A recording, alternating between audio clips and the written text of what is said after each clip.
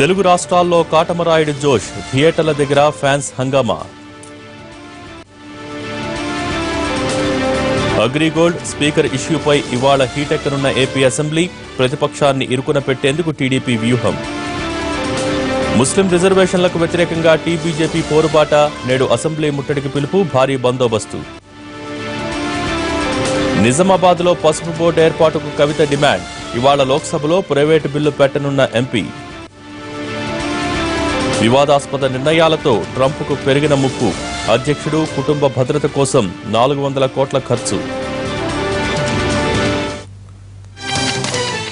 మతపరమైన రిజర్వేషన్లకు వ్యతిరేకంగా ఇవాళ తెలంగాణ అసెంబ్లీ ముట్టడికి బీజేపీ పిలుపునిచ్చింది. అసెంబ్లీలో ముస్లిం రిజర్వేషన్ల బిల్లు పెడితే తాము వ్యతిరేకిస్తామని బీజేపీ తెలంగాణ అధ్యక్షులు లక్ష్మణ్ ఇటీవలే హెచ్చరించారు. ఈ క్రమంలోనే ఇవాళ అసెంబ్లీ ముట్టడికి పార్టీ నాయకులు సిద్దమయ్యారు. ప్రభుత్వ తీరుపై నిరసన తెలుపుతుంటే ముందస్తు అరెస్ట్ చేసి పోలీసులు కేసులు పెడుతున్నారని లక్ష్మణ్ ఆరోపించారు. అక్రమంగా అరెస్ట్ చేసిన వారిని వెంటనే విడుదల చేయాలని డిమాండ్ చేశారు.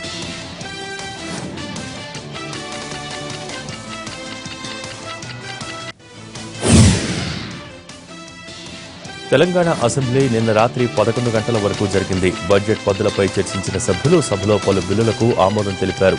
జీతాలు, పెన్షన్ల చెల్లింపులు, డిస్క్వాలిఫికేషన్ల తొలగింపు సవరణ చట్టం 2017కు సభ ఆమోదం తెలిపింది. అలాగే భూదాన, గ్రామదాన చట్ట సవరణ బిల్లుకు, పాఠశాల, ఉన్నత సాంకేతిక విద్య పద్దులను ఆమోదించారు. క్రీడలు, యువజన సేవల శాఖ, పరిశ్రమలు, ఐటీ శాఖల పద్దులకు, పర్యాటక శాఖ పద్దుకు సభ ఆమోదం తెలిపింది.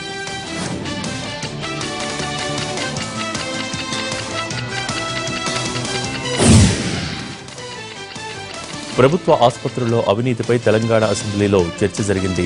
చిన్న ఉద్యోగులే లంచాలు తీసుకుంటున్నారని చెప్పిన మంత్రి లక్ష్మారెడ్డి వారికి కూడా గత ప్రభుత్వాలే అలవాటు చేశాయన్నారు. వారికి సరిగ్గా జీతాలు ఇవ్వకపోవడంతో అవినీతికి అలవాటు పడ్డారని చెప్పారు మంత్రి.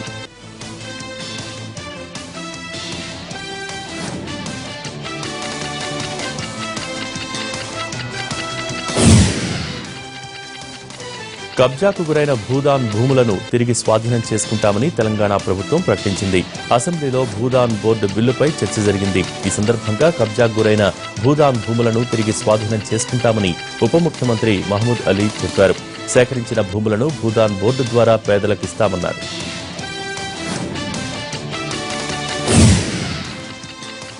అగ్రిగోల్డ్ భూముల కొనుగోళ్ల వ్యవహారంలో ఏపీ అసెంబ్లీ అట్టుడికిపోయింది. వైసీపీ అధినేత జగన్ ఆరోపణలకు ప్రభుత్వం ధీటుగానే బదులిచ్చింది. ఇక ఆరోపణలు కాస్త సవాళ్లు, ప్రతి సవాళ్లకు దారితీశాయి. అగ్రిగోల్డ్ ఇష్యూపై జ్యుడిషియల్ ఎంక్వైరీకి సిద్దమని ప్రకటించిన ఏపీ సీఎం సభలో పుల్లారావో, జగన్మోహన్ రెడ్డో ఎవరో ఒకరే ఉండాలంటూ ఆవేశంగా సవాల్ విసిరారు.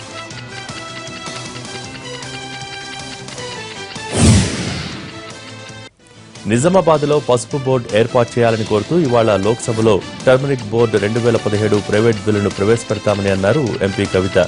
ఈ నేపథ్యంలోనే ఈ బిల్లుకు మద్దతు ఇవ్వాలని కోరుతూ కేంద్రానికి మహారాష్ట్ర సీఎం ఫడ్నవీస్, కేరళ మాజీ సీఎం ఉమెన్ చాందీకి లేఖలు రాశారని కవిత చెప్పారు. ఈ బిల్లు ఆమోదం పొందితే నిజామాబాద్ రైతు సమస్యలకు పరిష్కారం లభిస్తుందన్నారు కవిత.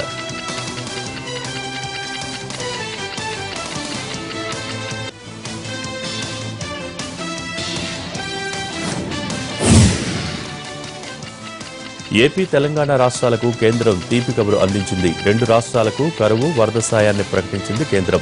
ఏపీకి 584 కోట్లు, తెలంగాణకు 314 కోట్లు మంజూరు చేస్తున్నట్టు కేంద్రం తెలిపింది. కరువు, వరద సాయం కింద 10 రాష్ట్రాలకు 5,021 కోట్లను కేంద్రం ప్రకటించింది. కేంద్ర హోంశాఖ మంత్రి రాజ్నాథ్ సింగ్ అధ్యక్షతన నిన్న సమావేశమైన అత్యున్నత స్థాయి కమిటీ జాతీయ విపత్తు సహాయక నిధి ఎన్డీఆర్ఎఫ్ నుంచి నిధుల మంజూరుకు ఆమోదం తెలిపింది.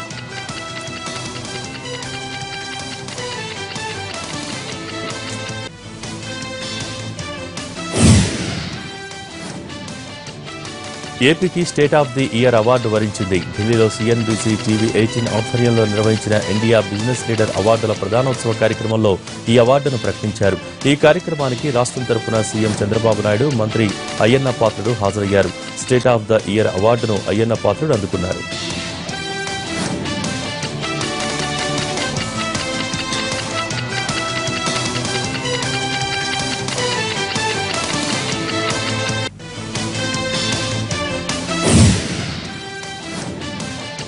డిజిటల్ ఇండియా తప్పక వాస్తవ రూపం దాలుస్తుందని ఏపీ ముఖ్యమంత్రి చంద్రబాబు అన్నారు. ఢిల్లీలో జరిగిన ఇండియన్ బిజినెస్ లీడర్స్ అవార్డుల కార్యక్రమంలో ఆయన పాల్గొన్నారు.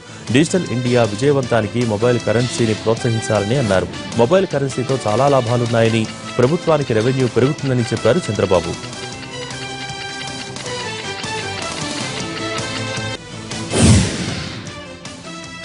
కీలకమైన వస్తు సేవల పన్ను జీఎస్టీ బిల్లు ఇవాళ లోక్సభకు రానుంది.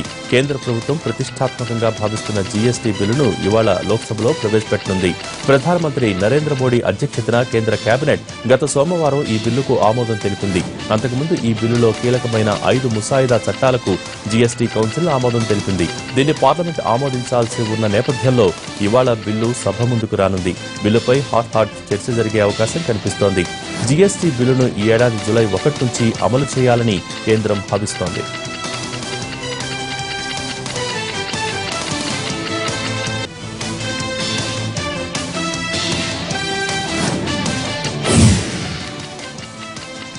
జీఎస్టీ అమలైతే పన్నుల విషయంలో ప్రాంతాల మధ్య నెలకొన్న అడ్డంకులు తొలగిపోతాయని అన్నారు కేంద్ర వాణిజ్య పరిశ్రమల శాఖ మంత్రి నిర్మలా సీతారామన్. దేశంలో జీఎస్టీ విలువలన్నీ ఒక్కటవుతాయని అన్నారు. ఎగుమతుల విషయంలో పోటీతత్వం పెరుగుతుందని అన్నారు నిర్మలా సీతారామన్.